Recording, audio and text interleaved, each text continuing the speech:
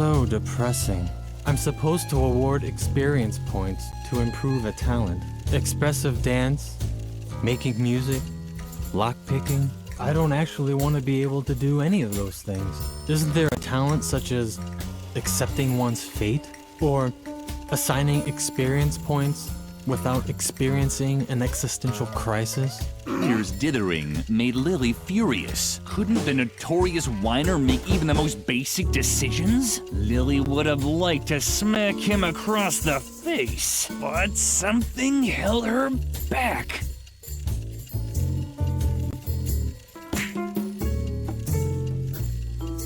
Oh! You're right. I'll just increase pick locks, and that's it. There. Why don't you just hold on to the character sheet? I don't want anything to do with it anymore.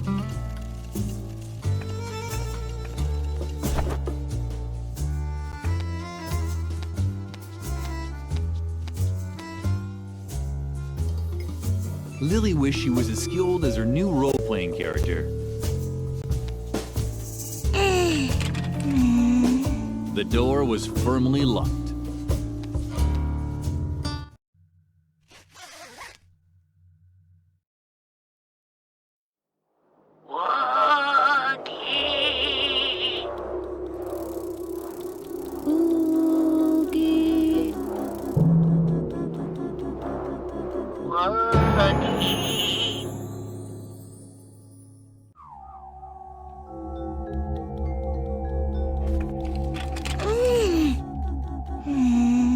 The door was firmly locked.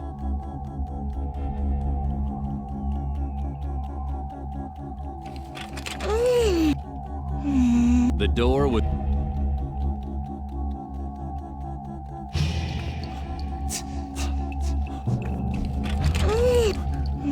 The door was...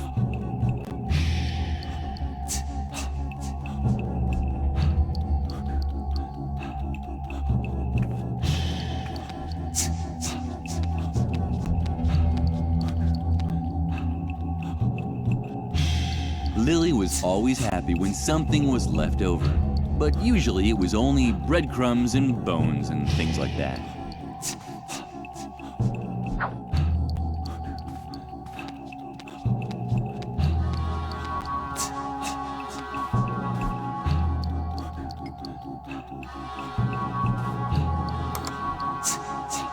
It sounded crazy, but she now actually had the skill to pick locks.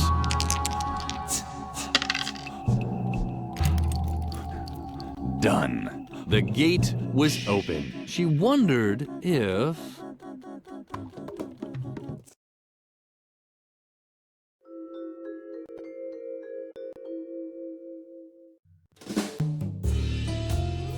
It was true.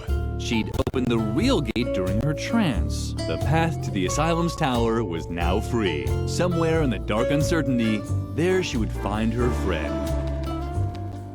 Without really thinking about it, Lilly took the stuffed rabbit with her. If she was going to enter Dr. Marcel's realm, she didn't want to do it alone, like she usually did. What an ugly boy. Why someone would put up a picture like that baffled Lilly. Lilly was certain this had to be the cell that Edna was being held in. The door was firmly locked.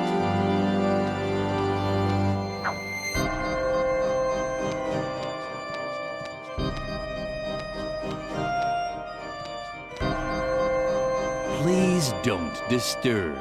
Well, Lilly was an expert at that. She could stand on the sidelines for hours without anyone noticing her.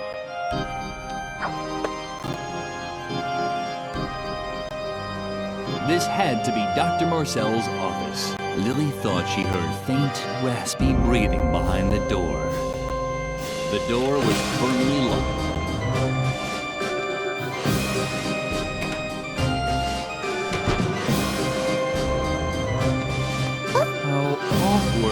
Lilly had destroyed the termite farm.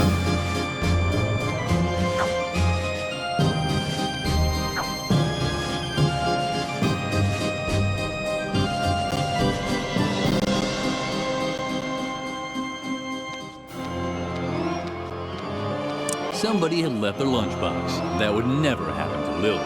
She didn't have a lunchbox. The Phantom looked depressed, but Lilly noticed something else. A key ring. Was that the key to Edna's cell? Leave me alone. I'm a hopeless case. Father was right. Yes, you heard correctly. I'm Reuben, Dr. Marcel's secret second son, Alfred's older brother. Lilly didn't know who Alfred was, but she still thought it was appropriate to catch her breath in shock. We were supposed to have the perfect upbringing. Pops thought traditional methods were inadequate. That's why he began developing his own, while Alfred responded to his practices. I developed conspicuous behavior. I was a failed experiment. Pops was so disappointed that he kept me in the asylum cellar, hidden from the outside world. Alfred, on the other hand, was presented as a shining example of his parenting methods. I never had a chance to make him proud of me. Since Alfred died, everything just got worse. I'm invisible to him. A ghost, a bad dream. The strange circumstances surrounding Alfred's death showed him that childishness is a disease that needs to be eradicated. I should have died back then. If I could only see my brother one more time. I never got to say goodbye to him.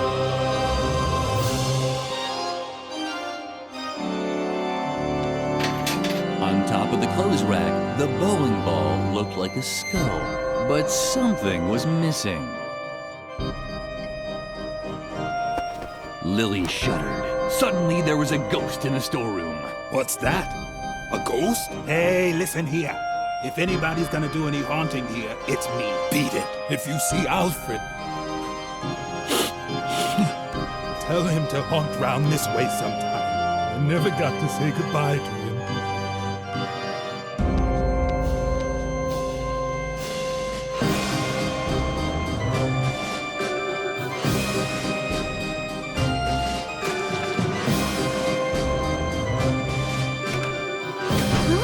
Noteworthy, the termite scarfed all the pancakes and ate a hole through the door in the process.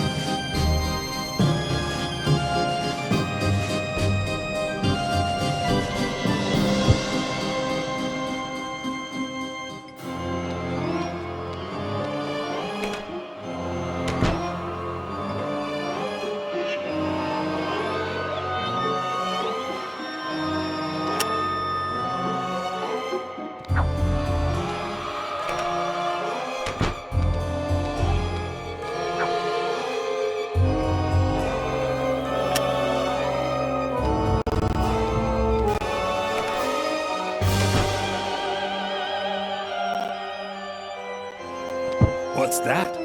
A ghost? Hey, listen here. If anyone's gonna be haunting around here, then... Wait 1 minute. Alfred? Alfred! It's really you!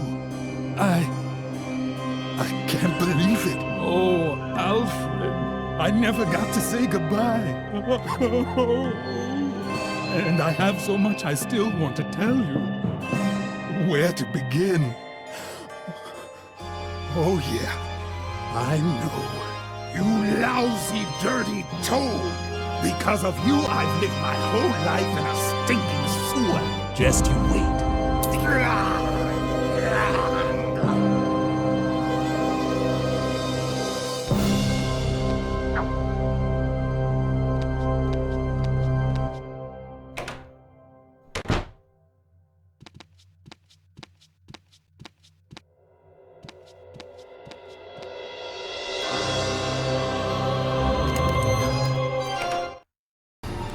Lilly!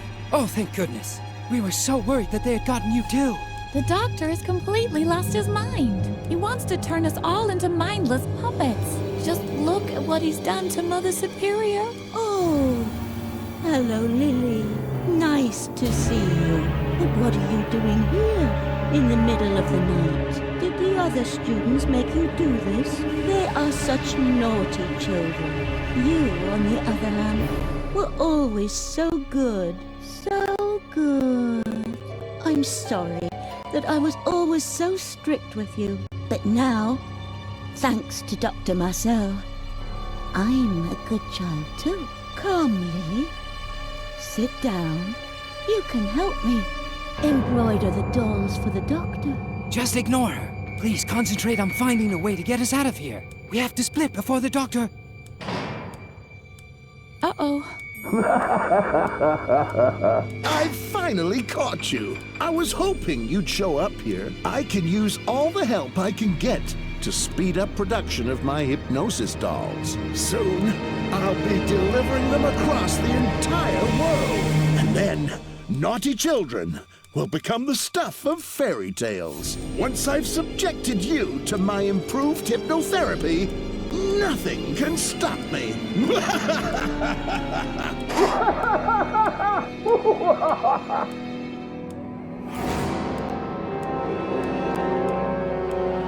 Lily was trapped.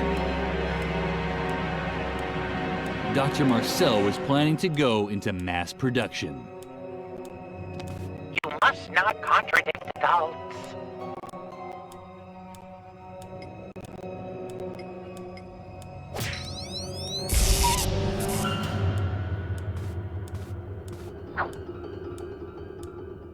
Lily hesitated. Usually she waited until Mother Superior was gone before she rummaged through the garbage. But Lily was running out of options. But what was that? Were they eyes?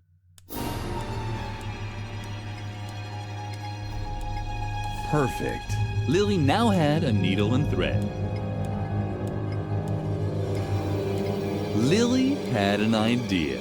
She knew she couldn't sew very well, but maybe it was good enough to give Harvey back his old eyes. She made her first stitch. Lily hesitated. She'd often been told that she wasn't very good with the needle and thread. But what did she have to lose? She was just going to have to chance it. What are you doing?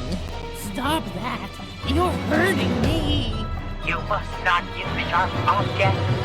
You have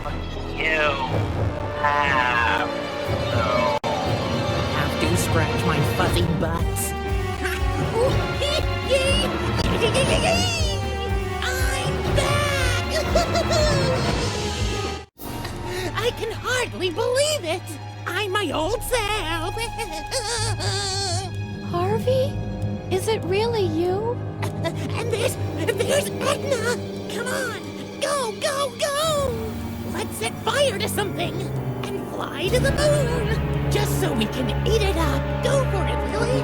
What are you waiting for? Let's tear this joint apart! Yippee!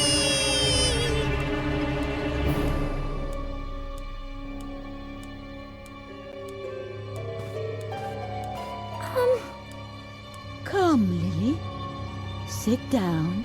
You can help me embroider the dolls for the doctor. We are good little children. So good. It appeared that Mother Superior was under the influence of Dr. Marcel's hypnosis. That means she wouldn't be much help. Lily caught herself wishing the old, strict Mother Superior was back.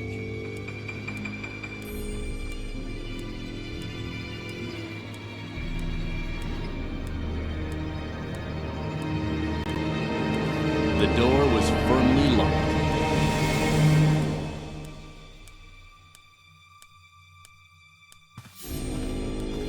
I'm so happy to see you, Lily. I'd give you a hug, but, oh well.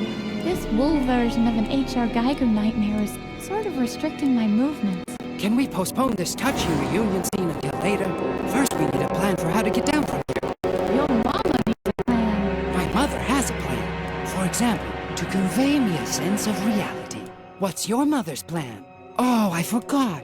You no longer have any parents. Oh, that's mean. What? Oh, Lily is right. We should concentrate on getting out of here. I agreed. Twit.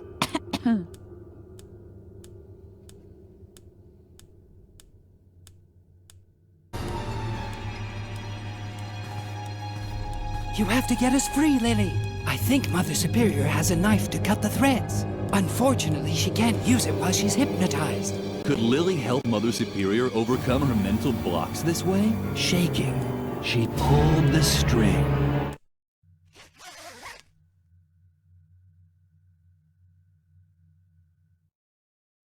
Woogie.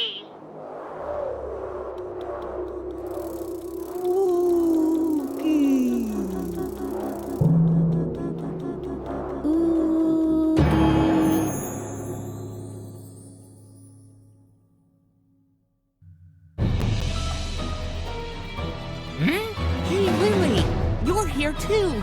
Cool. What's that? Some kind of fight? Less talking, more fighting.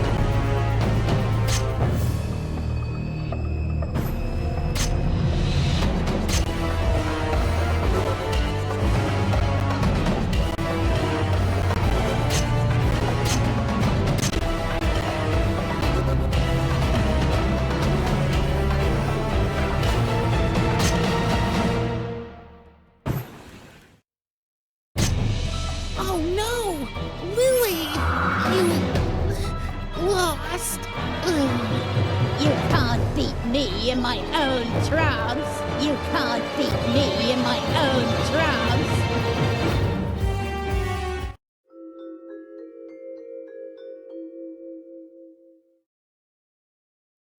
That was unfair. Lilly would have won that fight. How was she ever supposed to break down Mother Superior's blocks if the referee keeps interfering?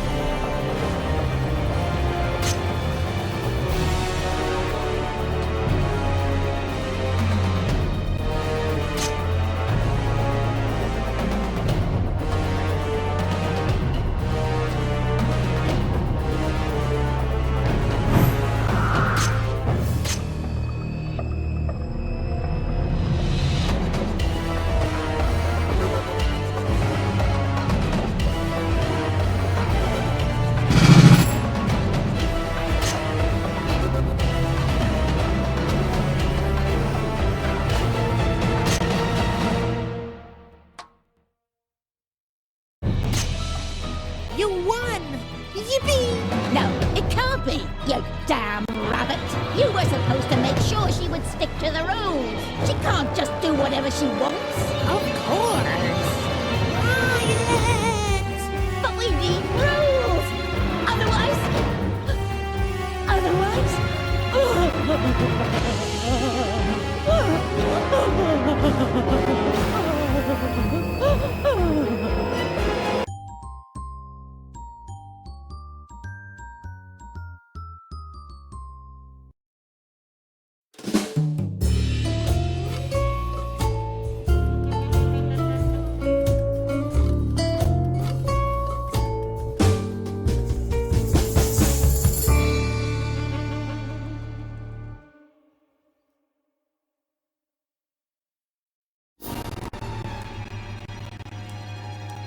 Mother Superior's behavioral blocks had been removed. Had Lilly made a mistake?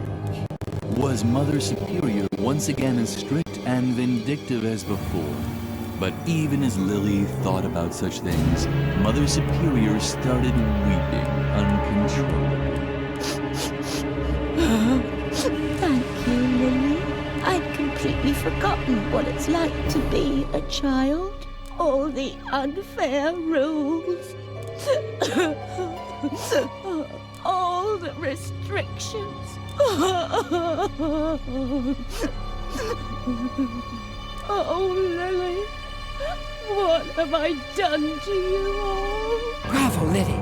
Now we have her where we want her. Take the knife from her so you can finally cut us loose.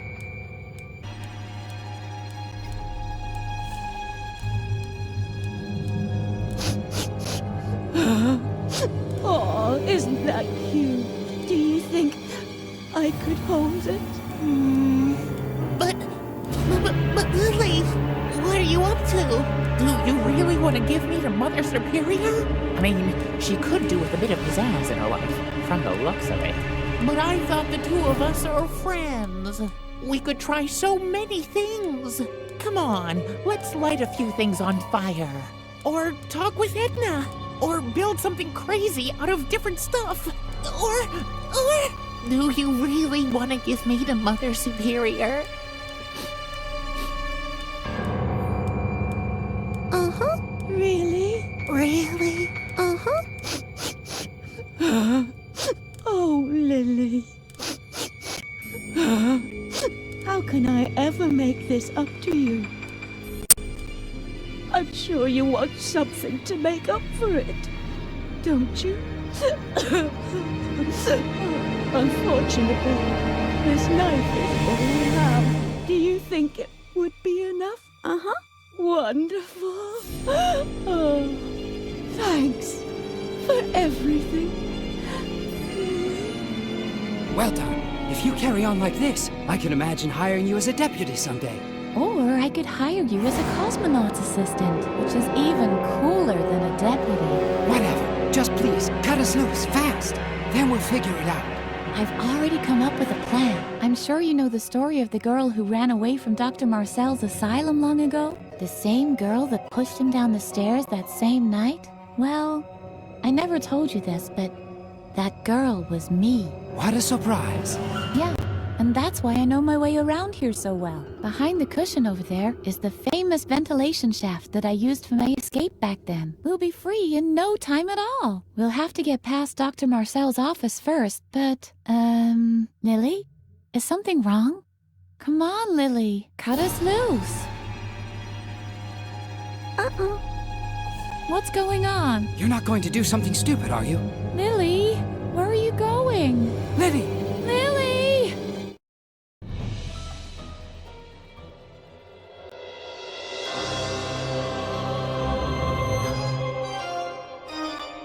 Are you sure that's what you want to do? Excellent.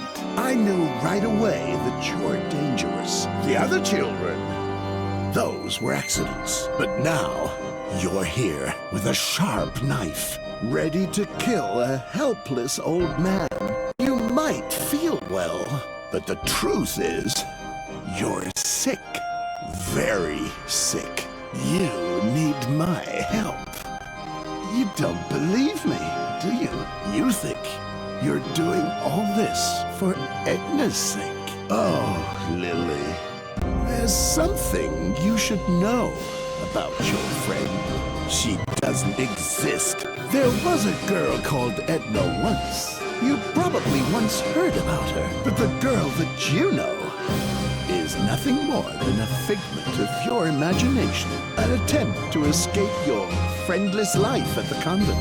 You think I'm lying, right? Because there's someone else who can also see Edna. Let me guess. A priest, perhaps? No. A policeman, right? The manifestation of a higher authority. When you thought that Edna was in danger, your subconscious invented him, too, to legitimize defying Mother Superior's rules and helping your friend. Just ask her yourself. They're here. They're a part of you, Lilly. Oh, Lily, I'm sorry. The doctor's right, Lily. You're just imagining us. Now put the knife away. The game is over. Wonderful. Finally, you see the truth. All the reasons that brought you here in the middle of the night, armed with a knife. None of them were real. Now put the knife on the desk. I'll hypnotize you immediately. Only my therapy can heal you. Unfortunately, he's right, Lily. Don't do it. Put the knife away, Lily. Be a good girl and do what you're told. Lily was close to tears. She had only just learned not to always do what she's told. And now it was supposed to be all wrong? While the others were talking to her, another voice kept getting louder. A voice that told her, continue, continue. Don't do it, don't do it, don't do it. Put the knife away. Do what you're told.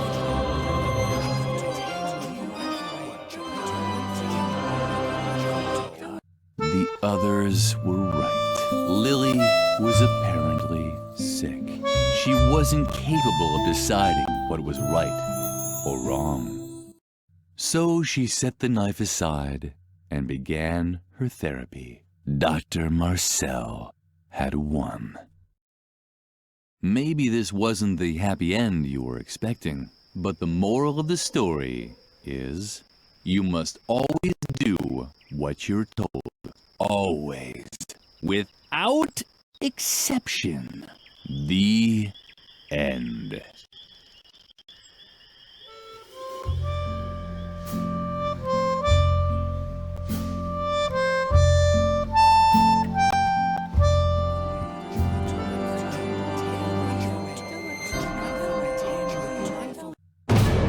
Lily had no intention of undergoing therapy. She'd never felt so free before. She could decide for herself what was right and wrong. Slowly, she raised the knife. No. Lily! No! No! Maybe this wasn't the happy end you were expecting, but the moral of the story is you can do whatever you want, as long as you keep your free will, even if it means stabbing an old man in a wheelchair to death. The end.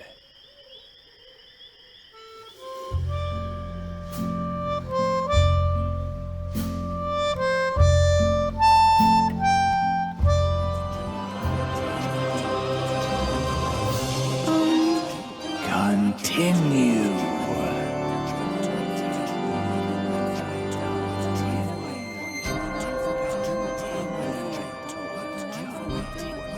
Don't do it, don't do it, don't do it. Put the knife away. Do what you're told.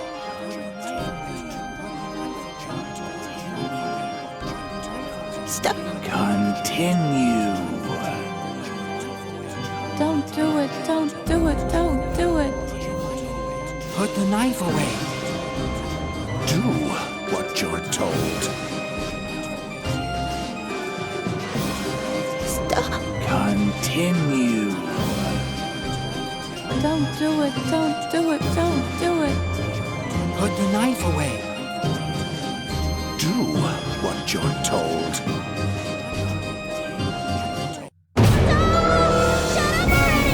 Very good, Lily. Let him have it. That goes for everyone! You've just been bossing me around this whole time! Lily do this, Lily do that, but get this! I'm not your lapdog!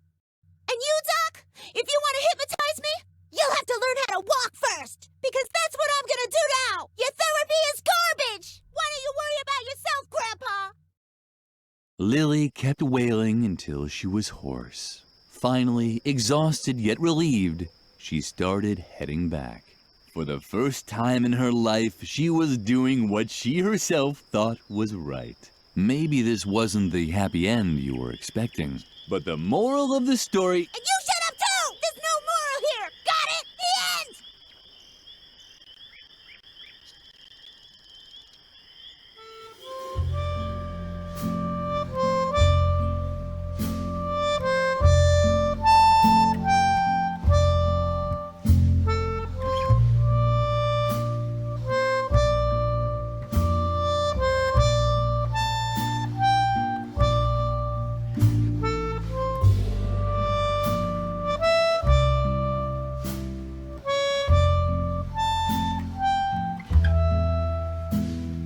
It seems like you need to be solaced, telling from the scratch on your knee. You fell and got hurt in the process, and now you come crying to me. I catered for these circumstances, and hands carry needle and stitch in my pants. Don't worry, my dear, there is nothing to fear. Just a stitch and a sew, soon it's almost as new, and the cut will adhere. After all, you have to admit it is not as severe.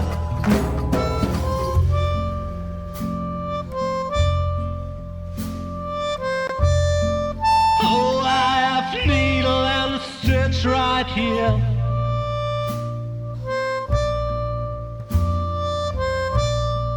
Take care or you'll end up scarred, my dear. I can't stand to watch children bleed. Well, don't give me that kind of look now. Just keep going on, soon you will see how everything will end well, though it still may depend on your skill. I catered for these circumstances, and hands carry needle and stitch in my pants. But yet needle and thread can bear dangers instead. If you're clumsy and plump and all fingers and thumbs, it might just turn out bad, especially when it comes to delicate operations like that.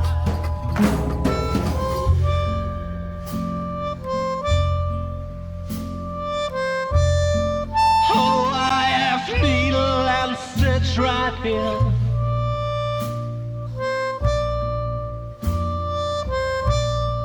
Take care or you'll end up scarred, my dear. I can't stand to watch children bleed.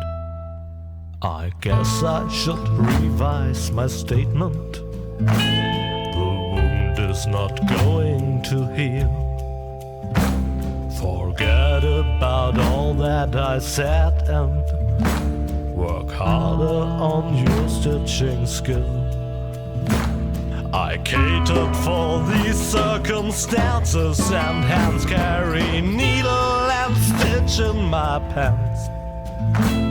Now you pay the bill for your lack of skill, and please do stop crying and mourning and sighing. Don't weep like a whelp that is painfully dying. I merely was trying to help.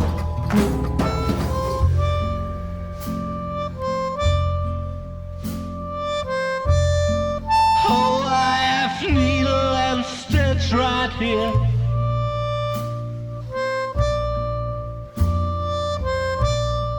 Take care or you'll end up scarred, my dear. I can't stand to watch children bleed.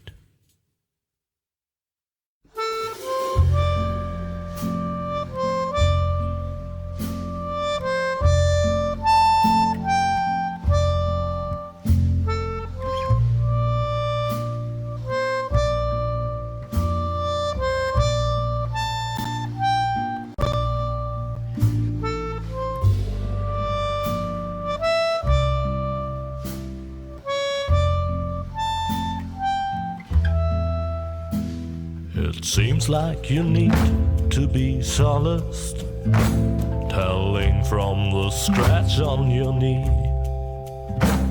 You fell and got hurt in the process, and now you come crying to me. I catered for these circumstances, and hands carry needle and stitch in my pants. Don't worry, my dear, there is nothing to fear. Just a stitch and a sew, soon it's almost as new, and the cut will adhere. After all, you have to admit it is not as severe.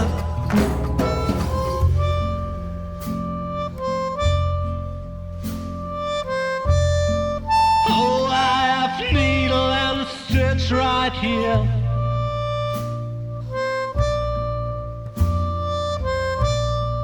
Take care or you'll end up scarred, my dear. I can't stand to watch children bleed. Well, don't give me that kind of look now. Just keep going on, soon you will see how everything will end well, though it still may depend on your skill.